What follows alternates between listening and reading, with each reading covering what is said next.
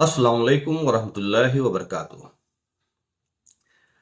एक वीडियो मैंने देखा गालिबन पाकिस्तान का, और बूढ़े वालदैन को लोग जो है ओल्ड एज होम में छोड़ आए, और उसका एक इंटरव्यू था। यकीन मानिए, कभी इतनी तकलीफ नहीं होती है किसी वीडियो को देख करके जितनी तकलीफ किसी माँ बाप और ख़ास करके उनके ऊपर या जुल्म हो रहा हो या उनको ओल्ड एज होम में छोड़ दिया गया हो। बड़ा हैरत होता है ये देख करके कि एक मुसलमान कैसे इतना गिर सकता है। क्या कोई मतलब तसव्वुर से परे है कि आप अपनी आखिरत भी बर्बाद कर रहे हैं और दुनिया भी बर्बाद कर रहे हैं। एक बात समझ में आती कि शायद आप दुनिया के लिए आप अपने माँ बाप को निकाल दिया, लेकिन आपको हैरत होगी जब आप जानेंगे कि आपकी दुनिया भी बर्बाद होगी और आखिरत का तो बर्बाद होना तय है। ये वीडियो आप देखिए, उसके बाद मैं बताता हूं कि कैसे दोनों जहान बर्बाद हो जाएगा। और अगर जरा सा भी अक्लमंद आदमी है तो अपने माँ बाप को ओल्ड एज होम से ले आए, अपने माँ बाप पे जुल्म ना करें, वरना हिलाकत भयानक है, जहन्नम के आग में जलना तय है। और इस दुनिया में भी वो जलील और खार होगा, और वही हाल होगा जैसे उन्होंने अपने माँ बाप के साथ किया है। आप देखिए ये वीडियो, रोंगटे खड़े करने वाले हैं वीडियो। कितनी बहू हैं? मेरी तीन है। तीनों में से कोई भी नहीं रख रही। क्या कहती क्या है? बस उनको खाना महंगा लग रहा है।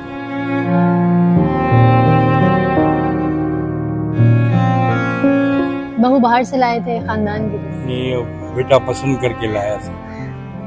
खाना नहीं देती थी, दवाई नहीं देती थी। सारी जिंदगी माँ बाप ने औलादों के लिए दुआ की। देखा आपने।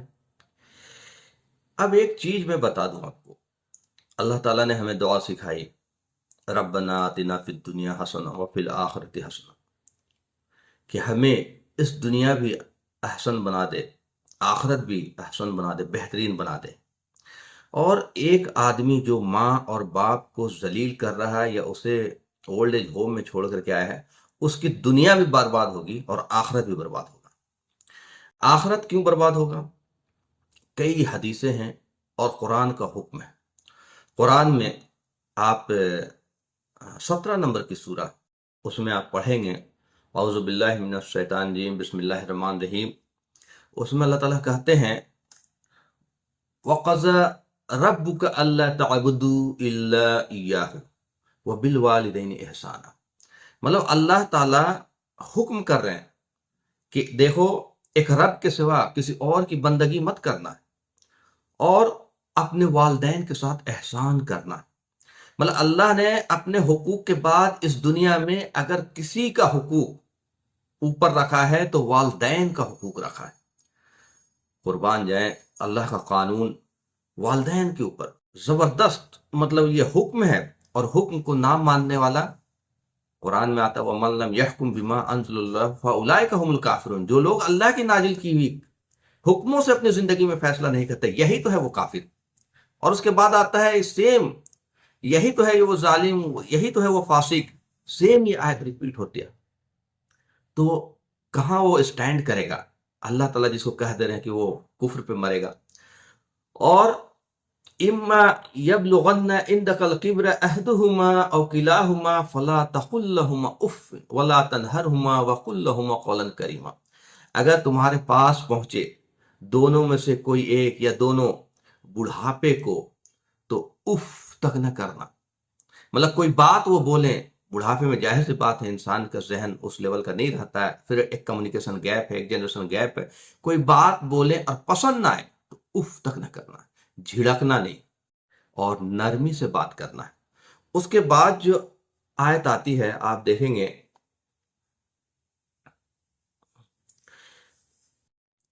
वह अकफिज लहुमा जनाह जुल्ल मिन रहमतिन वकुल रब्बि अरहमहुमा कमा रब्बयानी सगीरा। और अपने कंधे को झुकाए रखना, उनके सामने अदब से खड़े रहना, उनके आगे तकब्बुर से सीना तान के नहीं खड़े रहना, अदब से झुक के खड़े रहना।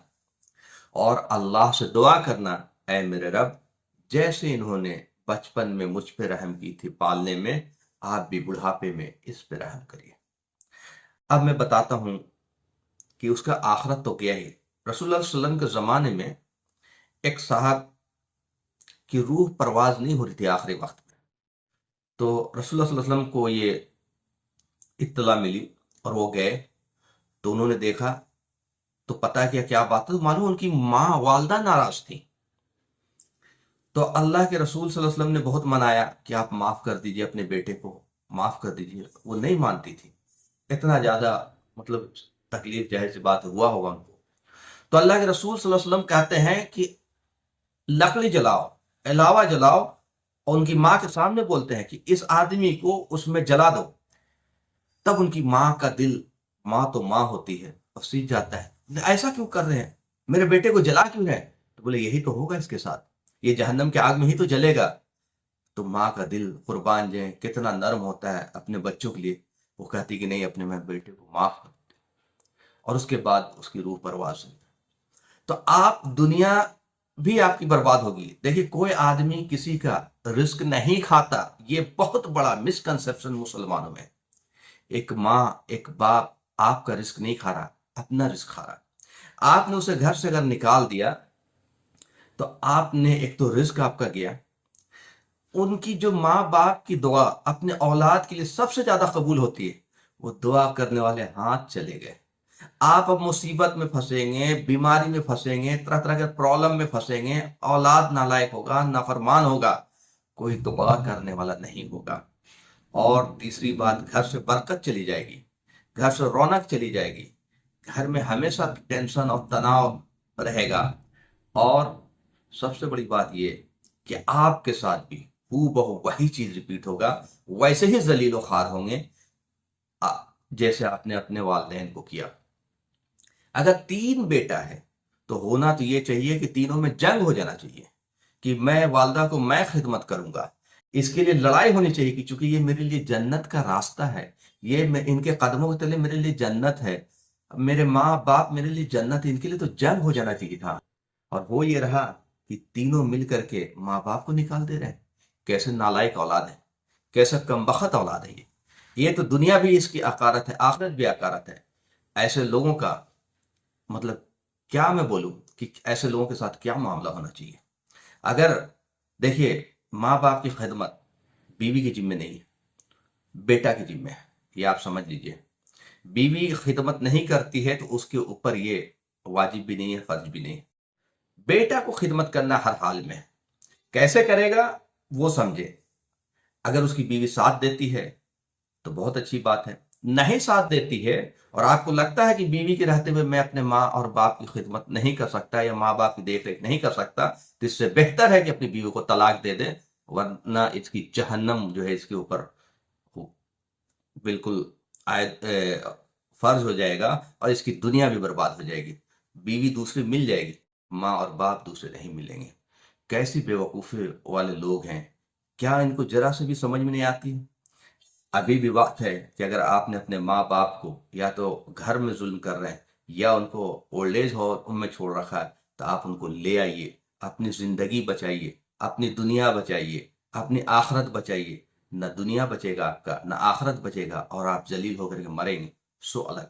بہت سارے لوگ ویل ٹو ڈو ہیں لیکن پھر بھی کمانے کے لیے باہر چلے گئے, ماں باپ کو, بوڑھے ماں باپ کو چھوڑ گئے. میرے بھائی, آپ دولت کا کوئی لمٹ نہیں ہے, لیکن اگر آپ نے ماں اور باپ کو تکلیف دیا اور چھوڑ دیا اور اپنی دنیا میں کھو گئے, تو یاد رکھو وہ دولت تمہیں آخرت میں نہیں بچانے والی, اور اس دنیا میں ذلیل ہونا تمہارا طے ہے. کتنی بڑی بات ہے.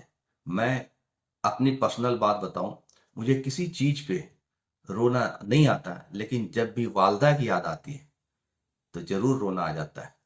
2011 میں نے اپنی والدہ کے ساتھ حج کیا ہے, حج پہ گیا تھا, اور میری والدہ کا انتقال مکہ میں ہوا. تو مجھے سمجھ میں نہیں آتا تھا کہ بھائی میں روؤں یا ہنسوں, خوش رہوں, کیونکہ وہ مقام بہت اونچا ہے جہاں میری والدہ دفن ہے. لیکن آج تک افسوس ہے کہ میرے لیے جو دعا کرنے والی تھی, جو ماں تھی, وہ چلی گئی. مجھے خدمت کرنے کا جو ہے اور موقع ملتا, وہ ہاتھ سے چلا گیا.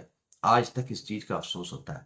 لیکن لوگوں کے پاس ان کی مائیں ہیں, ان کے والدین ہیں, وہ زندہ ہیں, بزرگ ہیں, ان کی جنت ان کے گھروں میں ہے.